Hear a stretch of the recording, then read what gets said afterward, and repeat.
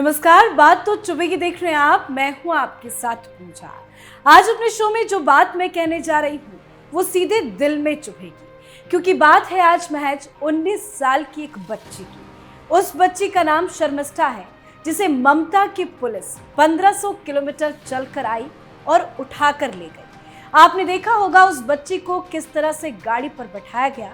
वो बोल रही थी, बोले जा रही थी, लेकिन कोई सुनवाई नहीं, जैसे वो कितनी बड़ी गुनहगार हो। बात तो चुभेगी, क्योंकि हम जो भारत में जी रहे हैं, पहला भारत वो है जहां राम को गाली देकर शिवलिंग का मजाक उड़ाकर कोई सुपरस्टार बन जाता है, जहां हिंदू देवी देवताओं पर छीटा कस्सी करने वालों को बहुत बड़ा कलेजा वाला समझा जाता है। यहाँ अगर आप किसी मंदिर की मूर्ति को तोड़ दें तो मेंटल हेल्थ की दुहाई दी जाती है, और अगर आप जय श्री राम कह दें तो आपको कट्टरपंथी, नफरत फैलाने वाला और संविधान विरोधी कह दिया जाता है। बात तो चुभेगी, लेकिन अब आइए दूसरे भारत में। यहाँ एक लड़की है शर्मिष्ठा पनौली, जो इंस्टाग्राम इन्फ्लुएंसर है। पहलगाम हमले को लेकर प्रतिक्रिया व्यक्त करते करते गुस्से में, भावना में कुछ ज्यादा बोल जाती है। उसने जो बोला उसे कतई नहीं बोलना चाहिए था। उसने किसी धर्म को लेकर बोला, उसे ये अधिकार एकदम नहीं था। लेकिन ये भी सोचिए, लड़की की उम्र महज 19 साल है। उम्र सच में बहुत कम है। लड़की गलती कर जाती है, लेकिन वीडियो को डिलीट करके माफी भी मांगती है। कोलकाता पुलिस कहती है कि शर्मिष्ठा ने इंस्टाग्राम पर एक वीडियो पोस्ट किया था, जिसमें एक खास धार्मिक समुदाय के लिए अपमानजनक टिप्पणियां थी। शर्मिष्ठा ने ऑपरेशन सिंदूर पर बनाए गए वीडियो में अपने कमेंट में खास धर्म को लेकर टिप्पणी की थी। इसके बाद उनका वीडियो सोशल मीडिया पर वायरल हो गया। वीडियो के वायरल होते ही सोशल मीडिया पर हंगामा मच गया। कोलकाता में एक शिकायत दर्ज हुई और पुलिस 1500 किलोमीटर चलकर दिल्ली पहुंची और शर्मिष्ठा को गिरफ्तार करके ले गई। बात तो चुभेगी, क्योंकि मीडिया में इस तरह की खबरें हैं कि शिकायत के बाद से शर्मिष्ठा को सोशल मीडिया पर काफी ट्रोलिंग का सामना करना पड़ रहा था। शर्मिष्ठा को रेप थ्रेट्स मिल रही थी। उसने माफी मांगी, वीडियो डिलीट किया, लेकिन उसे गिरफ्तार किया गया। शर्मिष्ठा ने अपने वायरल वीडियो में बॉलीवुड सेलेब्स को भी टारगेट किया था। उसने कहा कि जो देश के लिए मरने की बातें करते हैं वो जरूरत पड़ने पर कहीं नजर नहीं आते। ये तो रही शर्मिष्ठा की बातें, लेकिन क्या सच में ममता सरकार का बंगाल इतना भावनाओं को लेकर संवेदनशील है? रामनवमी के जुलूस पर पत्थरबाजी हो जाती है, सड़कों पर महिलाओं को पीटा जाता है, बांग्लादेशियों की एंट्री और फर्जी वोटर आईडी से लोकतंत्र का मजाक उड़ाया जाता है। लेकिन शर्मिष्ठा ही सबसे बड़ी गुनहगार बन गई कि बंगाल पुलिस को उसे पकड़ने के लिए इतनी दौड़ लगानी पड़ी। बात तो चुभेगी, क्योंकि आरजीकर मेडिकल कॉलेज को याद कीजिए। यहाँ एक महिला डॉक्टर के साथ बलात्कार हुआ, फिर उसकी हत्या कर दी गई। एफआईआर से लेकर जांच तक ममता सरकार की मशीनरी ने ऐसा बर्ताव किया जैसे सरकार नहीं, कोई संगठित गिरोह काम कर रहा हो।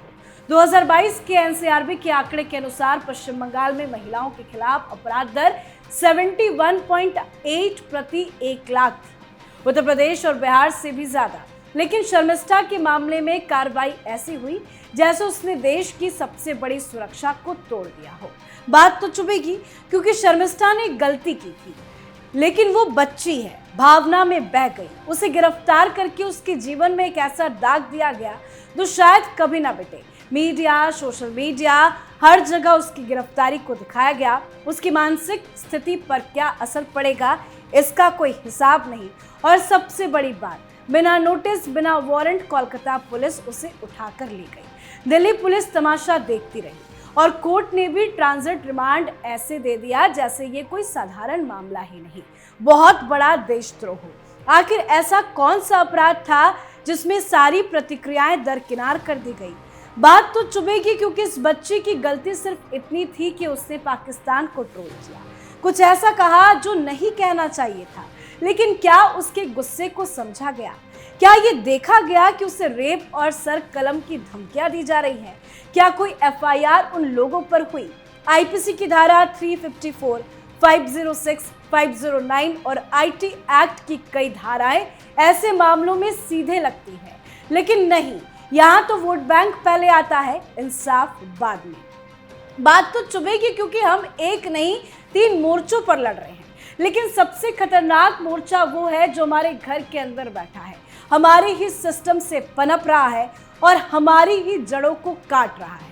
पहला मोर्चा है पाकिस्तान, जो खुद दिवालिया हो चुका है, जहां लोग आटे के लिए लाइन में खड़े हैं लेकिन टीवी पर बैठकर भारत को मिटाने के ख्वाब देखते हैं। दूसरा मोर्चा है चीन, जो हमारी सीमाओं पर घात लगाए बैठा है, व्यापार में घुसपैठ कर रहा है और मौका मिलते ही पीठ में छुरा घोंपने को तैयार है।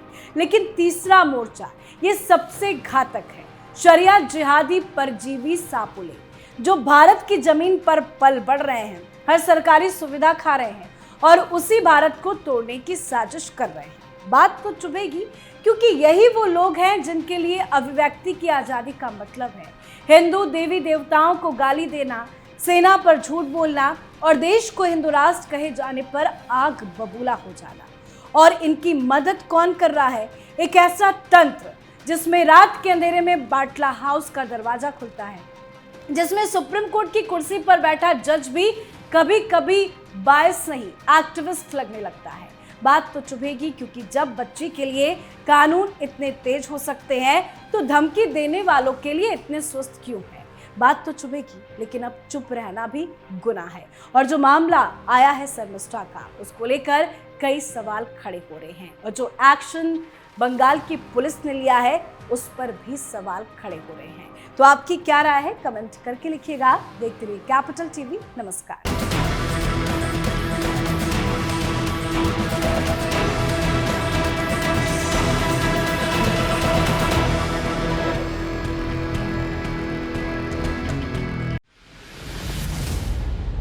मैं राजनीति करता नहीं, पर राजनीति को बहुत गहरे तक समझता हूं।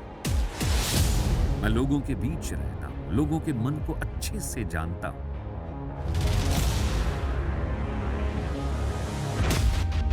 पब्लिक और पॉलिटिक्स की हर नब्ज को खूब पहचानता हूं। संघर्ष की सियासत से सत्ता के सिंहासन तक मैं हर खबर से खरा सच निकालता हूं। ना कोई दौड़, ना कोई race. Capital TV, Uttar Pradesh.